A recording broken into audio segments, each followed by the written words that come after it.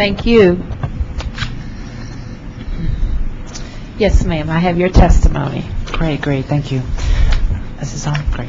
Good morning, Chairperson Bowser and Councilmember Catania and members of the committee. We thank you for your leadership on the important issue of school safety. My name is Alison Gill, and I am the Public Policy Manager at GLSEN, the Gay, Lesbian, Straight Education Network. For 20 years, GLSEN has worked to ensure that each member of every school community is valued and respected, regardless of sexual orientation or gender identity or expression. The passage of anti-bullying legislation like the Bullying and Intimidation Prevention Act is critical to ensure the safety and well-being of the district's students. The District of Columbia has been a pioneer on issues such as non-discrimination in schools, and yet is one of only a handful of jurisdictions in this country without an anti-bullying law. Bullying and harassment has been a serious public health crisis in our nation's schools. 65% of teens have been verbally or physically harassed or assaulted based on a characteristic that makes them different from some of their peers, such like race, religion, or gender. 65% of junior high school teachers report that bullying and harassment is a serious problem at their school. Bullying and harassment has often increased adverse effects on marginalized students, including those who identify as lesbian, gay, bisexual, or transgender. According to GLSEN's 2009 National School Climate Survey, nearly 9 out of 10 LGBT students experience verbal or physical harassment in school. 30% missed at least one day of school in the past month because they felt unsafe or uncomfortable.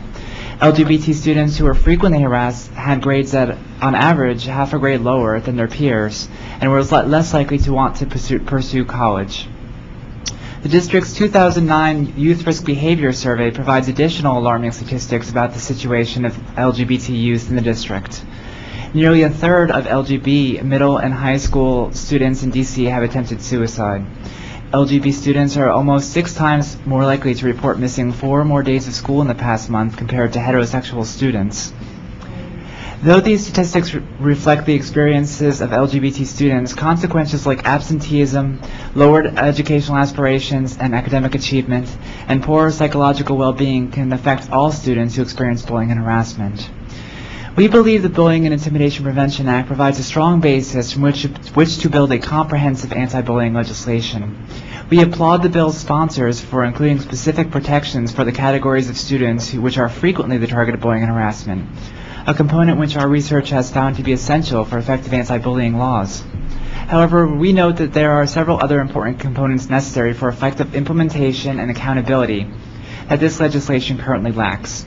In particular, we strongly recommend that the bill be amended to include an effective reporting system for incidents of bullying and harassment, which would allow the district to gather data on the prevalence and types of incidents, create real accountability for schools, and effectively target anti-bullying programs. Secondly, we feel that this legislation should have a greater focus on implementation. It does not benefit students to pass a new anti-bullying law unless there are real accountability standards and implementation processes in place. We recommend that the legislation be adopted in conjunction with an implementation task force, which includes stakeholders, community advocates, and officials from the various affected DC agencies, in order to ensure this legislation creates real and effective change in the district schools.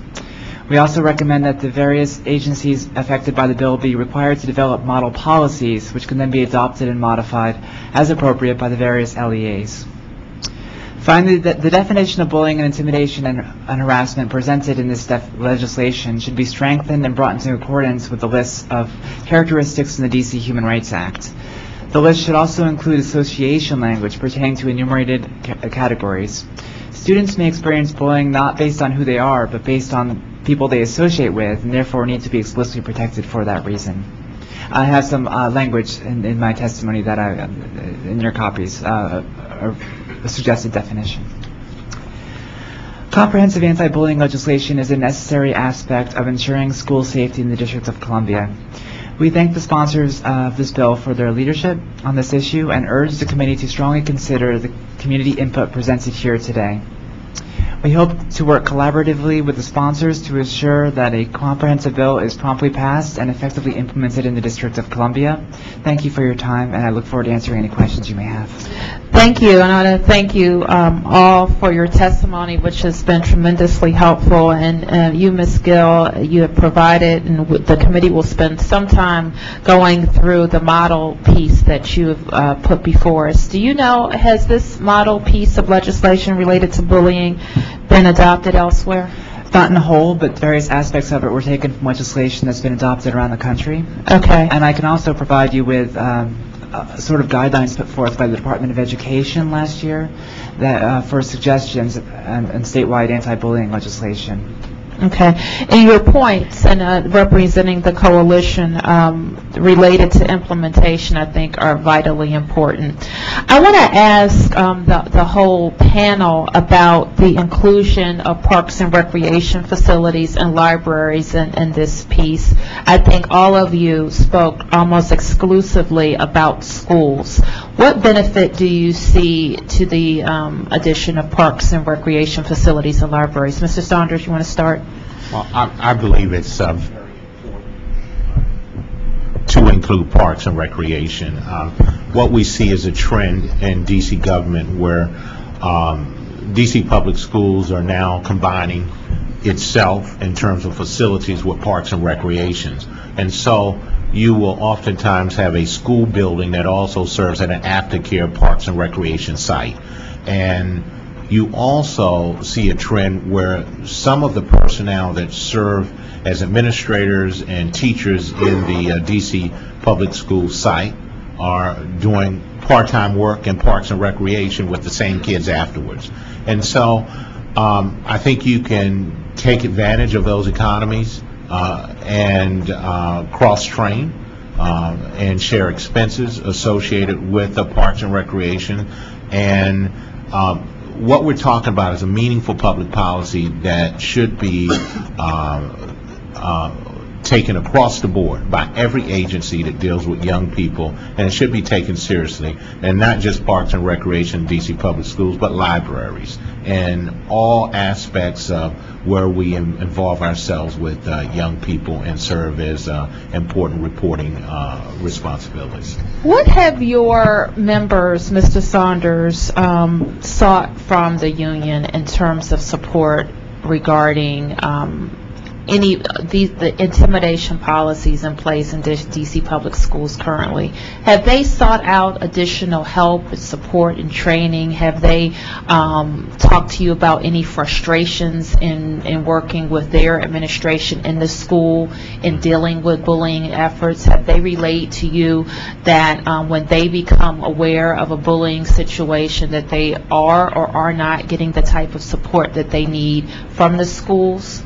Yes, we've had all of those situations and a few more.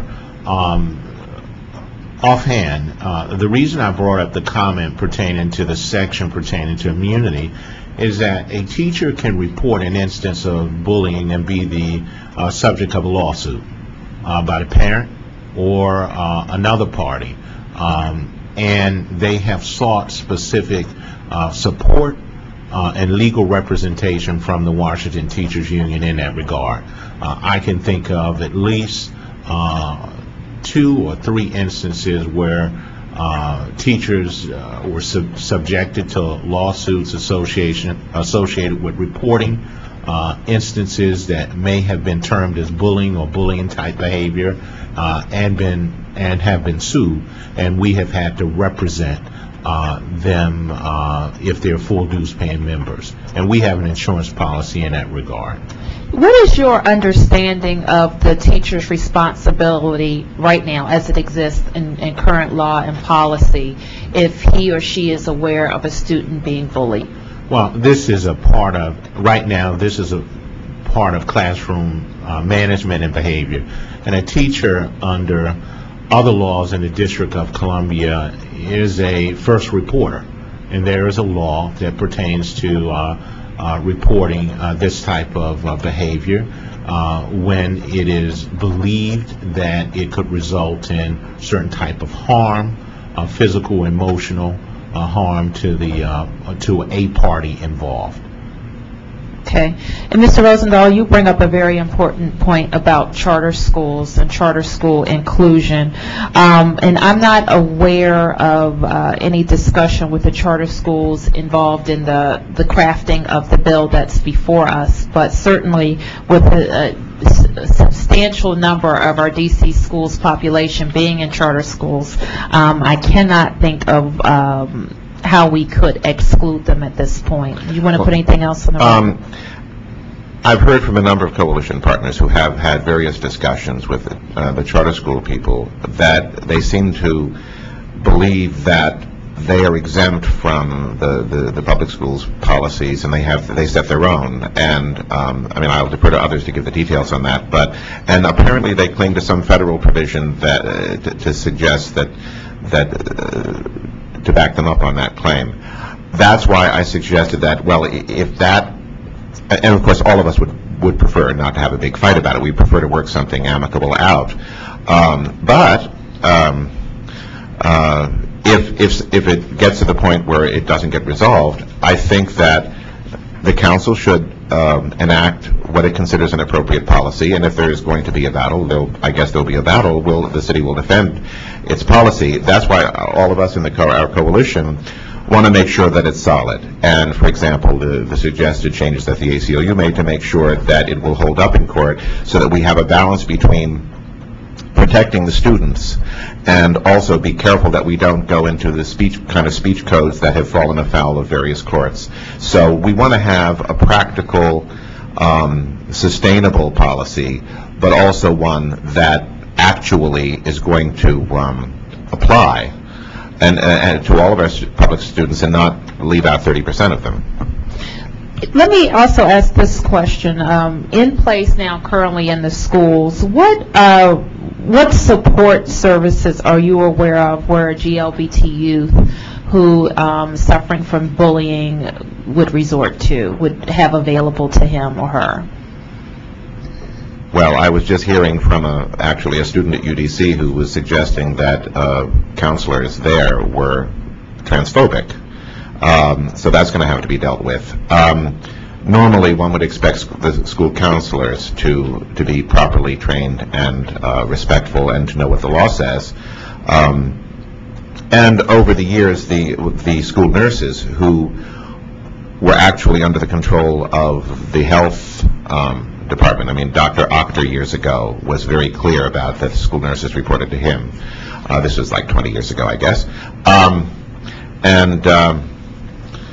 So we wanted to make sure that all of the different people that the kids deal with will be properly trained. And that's with regard to your earlier question, wanting to make sure that the policies that are in place applying to the schools carry over into the public facilities the students go to afterwards. And that's why I refer to district agencies that work with youth, which is not just the schools. Okay. And Ms. Gill, you also submit a survey, the District of Columbia 2009 Youth Risk Behavior Survey. And I asked the doctor earlier about trends in bullying and what we have noticed from data. And he referred to CDC data. And I'm wondering if the survey that you referred to shows increased incidence, if we know if there are more schools other than others, more recreation centers other than others. How is the bullying presenting itself? Could you speak to that? Absolutely. Well, that data I presented to you is from the Youth Risk Behavior Survey conducted here in the district, and I think that was put out by Aussie.